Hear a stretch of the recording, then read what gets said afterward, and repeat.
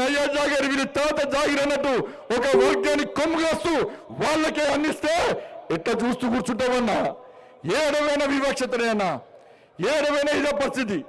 ఇవాళ బంగ్లాదేశ్లో హిందువుల మీద, హిందూ దేవాలయం మీద దాడులు జరుగుతున్నాయన్న బంగ్లాదేశ్లో, భాగ్యనగర్లో హిందూ దేవాలయం మీద దాడులు జరుగుతున్నాయి. రాబోయే రోజుల్లో భాగ్యనగర్ బంగ్లాదేశ్గా మార్చడానికి ఇలా కాంగ్రెస్ పార్టీ ఎన్నికల కోసం ప్రయత్నం చేస్తున్న భాగ్యనగర్ బంగ్లాదేశ్గా మార్చాం.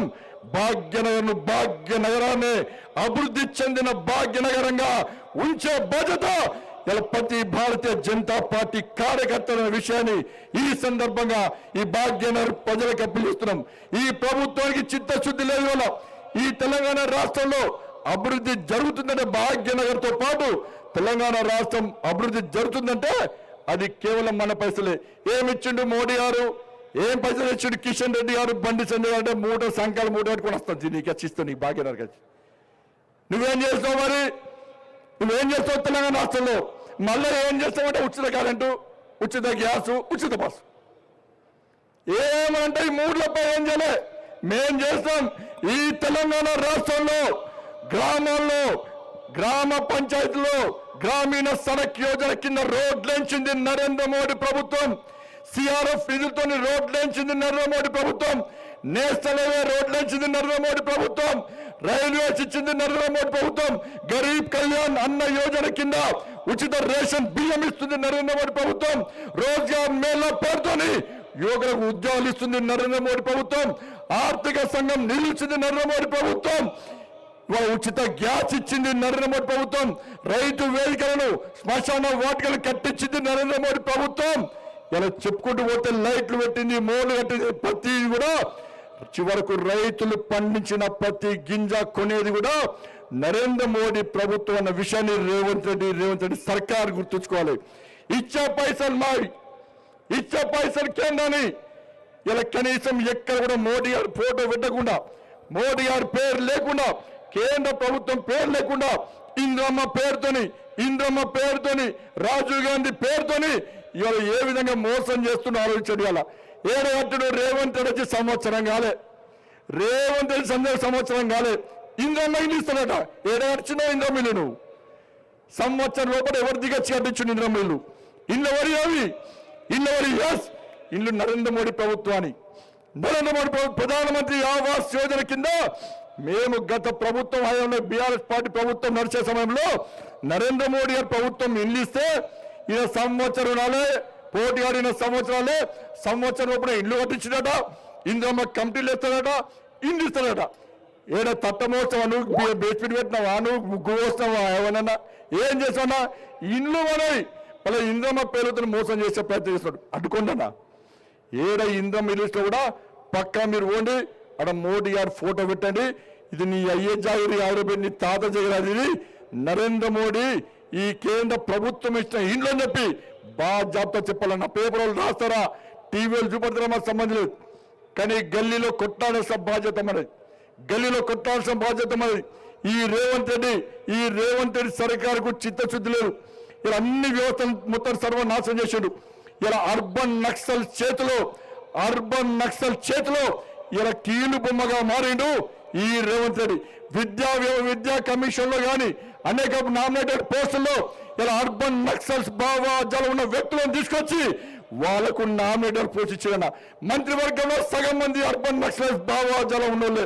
ఇలా ఏ విధంగా అవుతుంది? అరే భారతీయ జనతా పార్టీ ఈ తెలంగాణ రాష్ట్రంలో ప్రతి యువకుని ఛత్రపతి శివాజీ మహారాజ్ లాగా చేయాలి, ఒక బాబాసాహెబ్ అంబేద్కర్ లాగా వేయాలి, ఒక స్వామి వివేకానంద లాగా వేయాలి, ఒక వీర సావర్కర్ లాగా వేయాలి, ఒక సర్దార్ పటేల్ లాగా చేయాలని చెప్పి భారతీయ జనతా పార్టీ ఈ తెలంగాణ రాష్ట్రంలో సర్కార్ రావాలని చూస్తే, సర్కార్లోకి వచ్చిన అధికారులకు వచ్చిన రేవంత్ రెడ్డి సర్కార్ అర్బన్ నక్సల్స్ చేతిలో కీలుబొమ్మగా మారి వాళ్ళు రాబోయే రోజుల్లో ఈ తెలంగాణలో యువతను నక్సల్స్ గా మార్చే ప్రయత్నం చేస్తుందంటే తెలంగాణ సమాజం ఆలోచించాలి.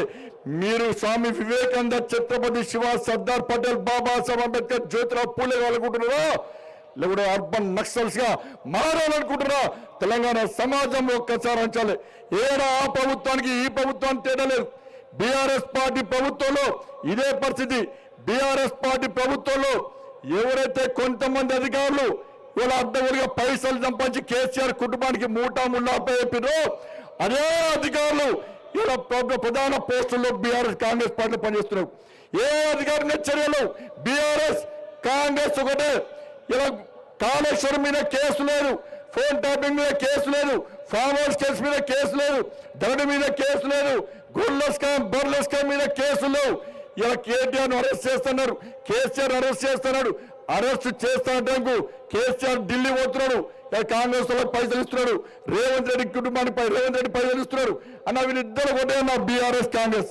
నేను సవాల్ చేస్తున్నా, బీఆర్ఎస్ పార్టీ కుటుంబానికి రేవంత్ రెడ్డి కుటుంబానికి మధ్య వ్యాపార లావాదేవీలు ఉన్నట్టు నేను నిరూపిస్తా.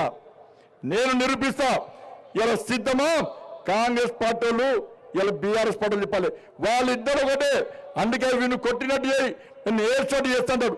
ఈ తెలంగాణ రాష్ట్రంలో ఆర్కే సర్కార్ నడుస్తున్నది, రేవంత్ రెడ్డి కేటీఆర్ సర్కార్, రేవంత్ రెడ్డి కేసీఆర్ సర్కార్ నడుస్తుంది. కాబట్టి కాంగ్రెస్ పార్టీ కేసీఆర్ కుటుంబాన్ని ముట్టుకునే ప్రయత్నం చేస్తలేదు. ఇక చూడు అరెస్ట్ చేస్తాం అంటున్నారు. ఎక్కడ అరెస్ట్ పాపాలు. కాబట్టి వాస్తవం ఆలోచించండి. ఈ తెలంగాణ రాష్ట్రంలో ప్రజలందరూ ఎదురు చూస్తున్నారు. ఎప్పుడు గ్రామ పంచాయతీ ఎన్నికలు వస్తాయి, ఎప్పుడు ఎన్నికలు వస్తే మేము మొన్న పొరపాటు చేస్తాం, ఇట్టేసిన ఓటు అటేస్తాం.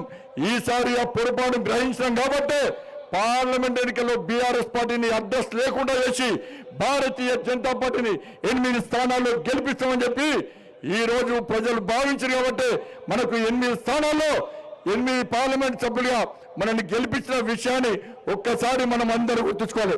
అందుకే కార్యకర్తలందరూ కూడా ఈ సంక్రాంతి వరకు డెడ్ లైన్, ఈ సంక్రాంతి తర్వాత ఎట్టి పరిస్థితుల్లో కాంగ్రెస్ పార్టీ నాయకులు రోడ్ల మీద తిరిగే పరిస్థితి లేదు. మనమే కాదు, ఇలా ప్రజలు కూడా ఆలోచిస్తున్నారు. కాంగ్రెస్ పార్టీ నాకు నేను చెప్తున్నా, ఇలా రేవంత్ రెడ్డికి ధైర్యం దమ్ముంటే నీ పోలీసులను పక్క పెట్టి ఇలా మా కిషన్ రెడ్డి గారు వస్తారు, నువ్వు రా, చలో పాదయాత్రకు సిద్ధం. ఏ గల్లీలు తిరుగుదాం, నువ్వు ఇచ్చిన 6 గ్యారెంటీలు 420 హామీలను ఏ విధంగా అమలు చేస్తావా లేదా ఇలా నిరూపించడానికి మేము సిద్ధం, నువ్వు సిద్ధమా అని చెప్పి ఈ రోజు మనం చేస్తున్నాం. మన ప్రియతమ నేత మన ఆదర్శప్రియుడు వారు అధ్యక్షులు అయిన తర్వాత ఈ దేశంలో ఏ రాష్ట్రంలో ఏ జిల్లాలో ఎక్కడ ఎన్నికలు జరిగినా విజయ పరంపర కొనసాగిస్తూ ఇవాళ ముందుకు వస్తున్నటువంటి మన ప్రియతమ నేత మొన్ననే దేశ ఆర్థిక రాజధాని అయిన మహారాష్ట్రలో కూడా శ్రీ జేపీ నడ్డా గారి నేతృత్వంలో విజయ డంకం మోగించి కాషాయపు జెండాను రెప్పరెప్పలాడి ప్రదేశంలో మన జాతి